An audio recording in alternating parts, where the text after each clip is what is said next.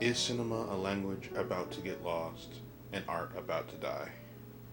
This is the question that Wim Wanders presents in his 1982 film Room 666, where he rounds up a group of filmmakers at the Cannes Film Festival and asks them this question about the future of cinema. 40 years later, in the year 2022, director Lubna Playoust, if I'm pronouncing that correctly, made her film Room 999, where she expands the number of filmmakers asked that question.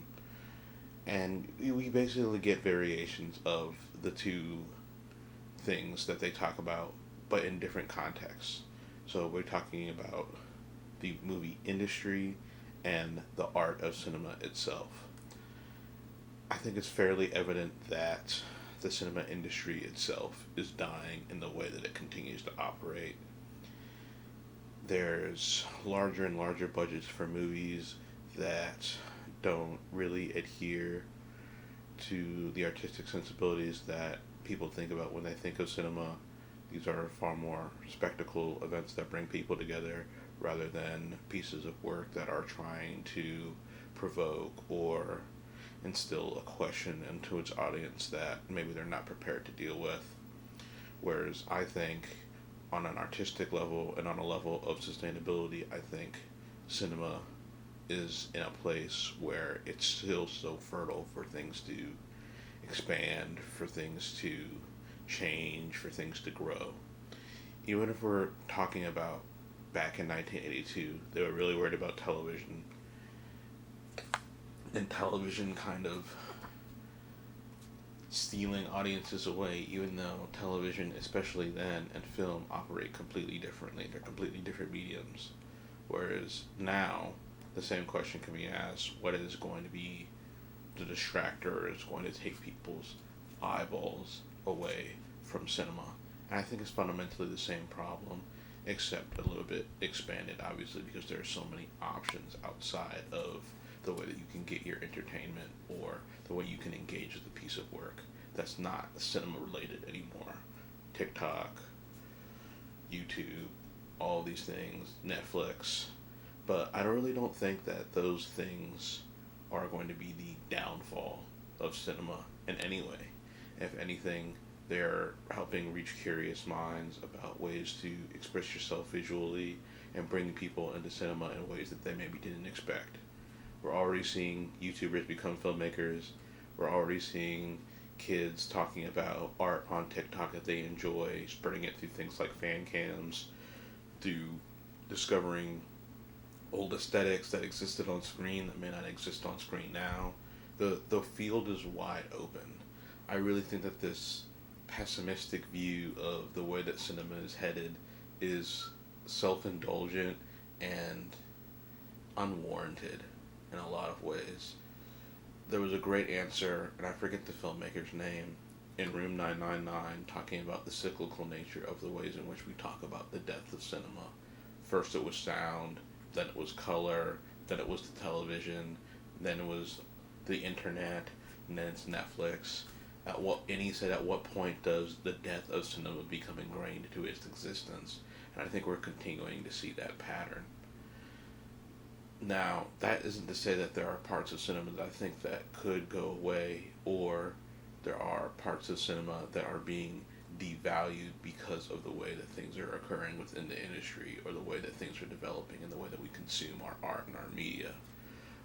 I think craft is one of those things that's being seemingly lost in name of efficiency, in name of people who are getting interested in cameras and in telling stories visually, but not having the actual foundations or learning cinematic language outright, but instead just like seeing it and mimicking it instead of trying to figure out what it actually is.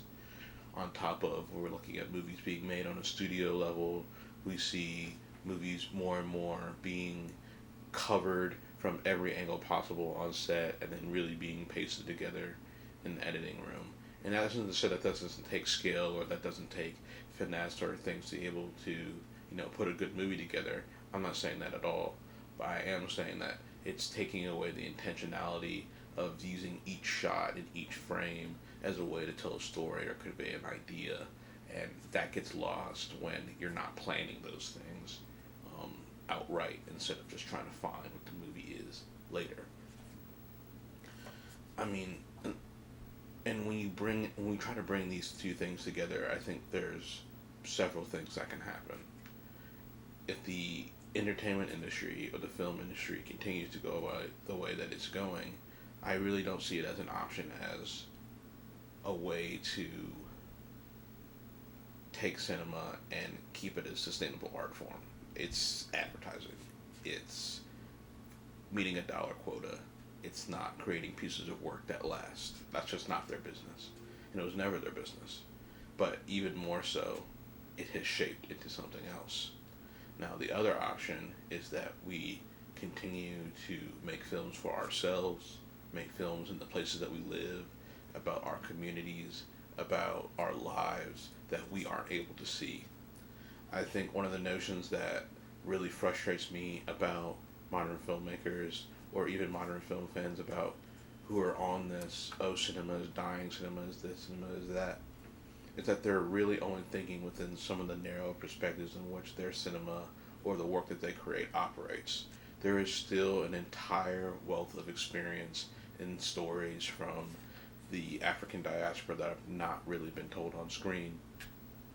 We're talking about the continent of Africa, if we're talking about places like the Dominican Republic, or we're talking about places like Cuba, if we're talking about, there's black stories in all of these places that have not been able to be told because of access, because of what we're able to achieve with the camera.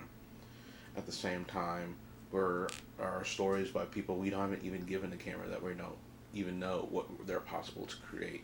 There's still so many things to explore within the realm of cinema, and I think it would be a great disservice to art and to cinema to just cast it off as being like, this is done, this is over. For me, I like to think about cinema in terms of art itself. What is art? Art, to me, is a reflection of our world, of our lives, and of ourselves.